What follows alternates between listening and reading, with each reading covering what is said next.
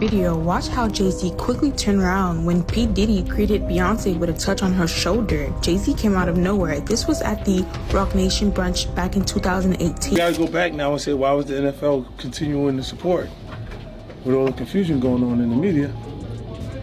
And maybe it's all of that found money right there. Out of nowhere came these young children. I don't know where they came from. And I sat next to this child, and the child sat next to Beyonce. So I hear B say something about, doesn't this look sexy? It's beyond reproach to you, you're worshiping her. We put these people on these pedestals and not recognizing the worship that you're giving them, it sets you up for problems in the future. It is not white versus black, y'all. It is rich versus poor. 50 Cent is not letting up on the Carters at all. He's making it very clear. If you think the feds had receipts on Diddy, just wait until you hear what they might have on his so-called friend Jay-Z. And it's not just Jay catching heat anymore. Beyonce's name is now being pulled into the conversation too, and the allegations are getting extremely serious. So the big question is this: did Beyonce know what was really going on behind the scenes? And could Roc Nation be staring down a RICO storm of its own? Everyone is asking the same thing now. How deep does this actually go? And what exactly is 50 Cent hinting at when he keeps bringing up Beyonce's alleged connection to Diddy's RICO empire? According to one lawsuit, a man was allegedly forced to appear in a room wearing a mask. The court documents claim Jay-Z and Beyonce Knowles Carter were seated there. When Beyonce allegedly noticed him, she reportedly asked, "What's this? What's this all about? Why is this half-naked white man wearing a mask standing in front of me?"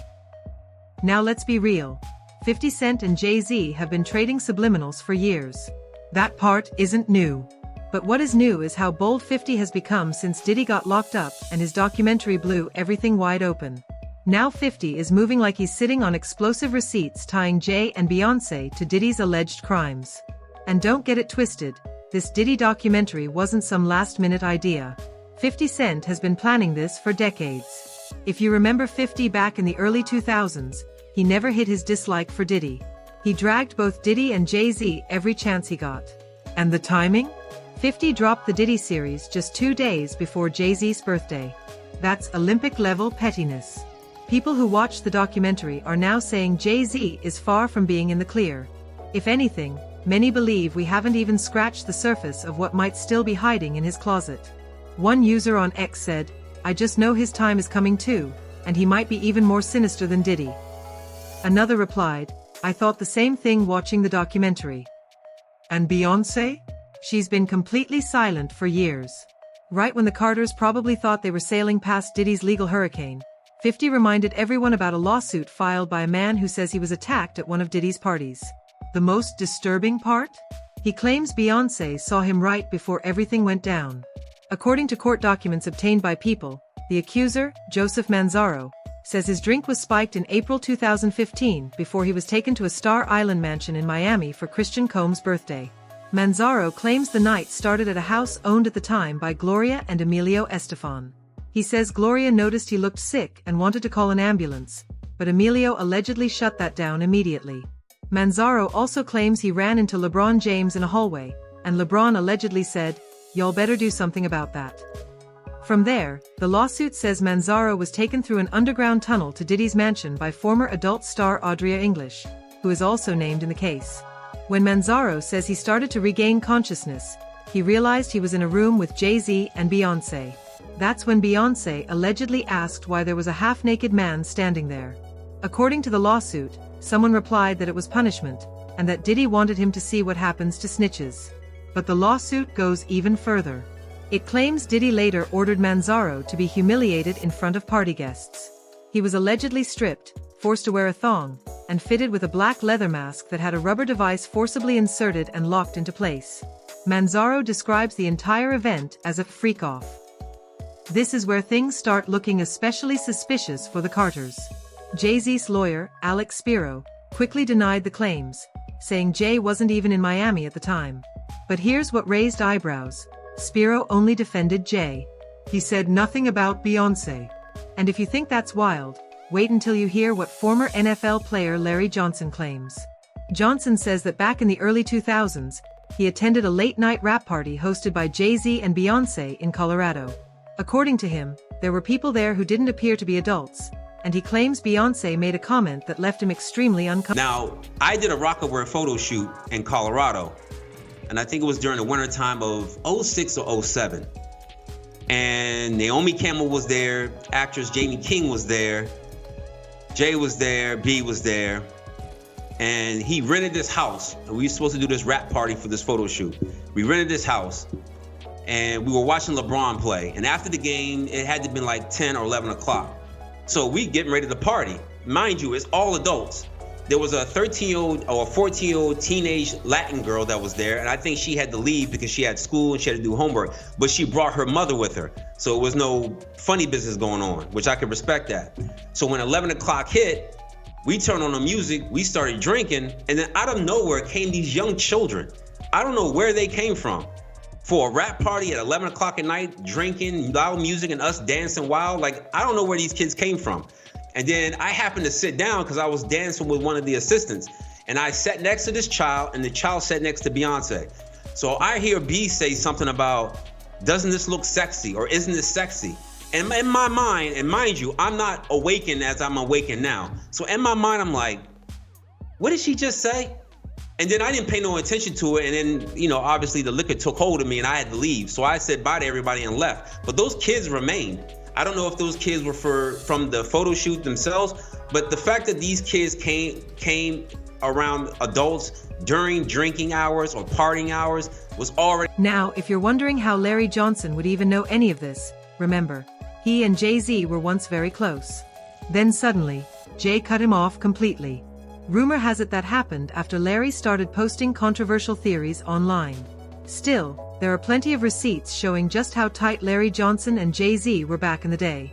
So close that some insiders even speculated their relationship went beyond friendship.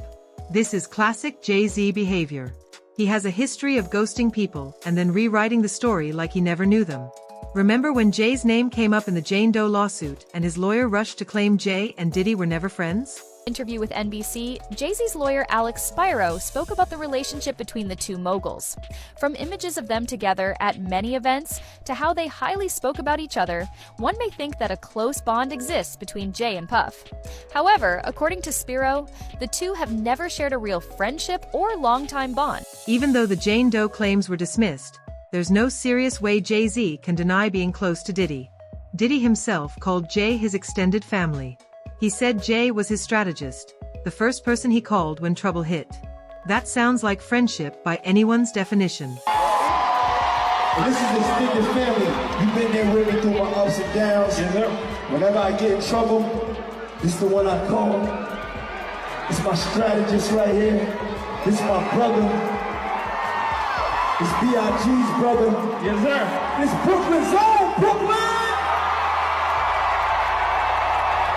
So I appreciate you. He came 5,000 miles away to come here to Brooklyn to represent the B.I.G. Make some noise for her. And let's not forget that clip where Diddy revealed Jay skipped Blue Ivy's recital just to headline Bad Boy's 20th anniversary show. Title that he has to be at the Blue.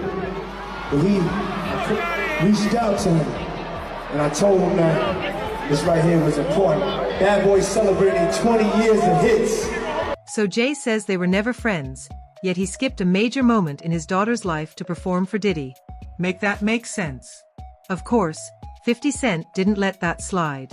Just one day after Diddy's homes were raided, 50 posted a photo of Jay-Z on a milk carton, implying he had gone missing. He captioned it, "Anybody seen Jay? LOL."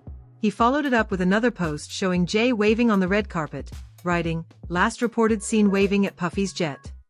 Tony Yayo later backed this up on Vlad TV, calling out how fast Jay-Z is rewriting history. Because now Jay is saying, yo, this not my man, which is kind of weird. Right. They're saying you see him at mad parties together, but look at it, right? Really think about it.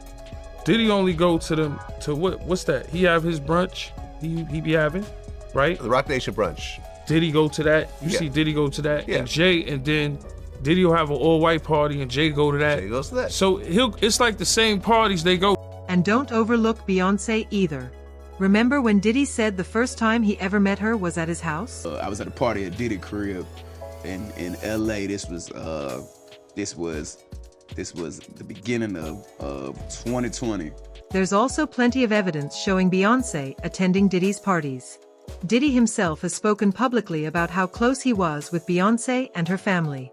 When Jay and Beyonce welcomed their twins in 2017, Diddy called it a huge moment for their inner circle, like he wasn't just a guest, but family.